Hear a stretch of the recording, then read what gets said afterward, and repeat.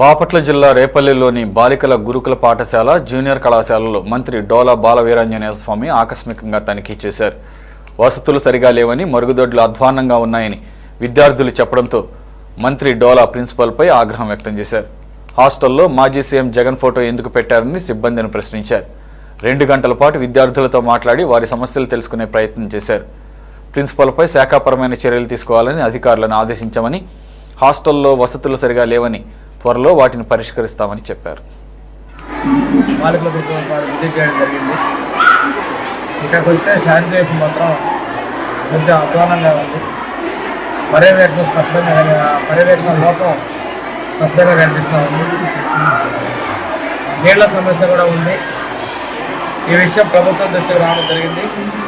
10 లక్షల రూపాయలు టాయిలెట్స్, లైట్లు, బాత్రూమ్స్ దగ్గర, అదేవిధంగా వాటర్ కోసం రిలీజ్ చేయడం జరిగింది.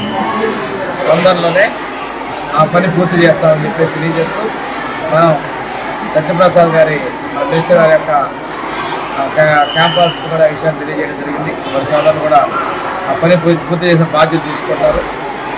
రెండో విధంగా ఇక్కడ పిల్లలకి పైప్ బ్లాకులకి వాటర్ తీసుకెళ్ళడంలో ఉన్న సమస్య పరిష్కారం. మంచినీళ్ళు కూడా RO ప్లాంట్ రిపేర్లో ఉందన్నారు.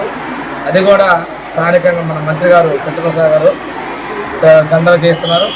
ఇది కాకుండా అదనంగా కొత్త వాటర్ ప్లాంట్ RO సిస్టమ్ కూడా మన హాస్టల్లో డొనేషన్ కదండి, హాస్టల్లో ఎస్టాబ్లిష్ చేయబోతా ఉన్నాం. కొన్ని క్లాస్ రూమ్స్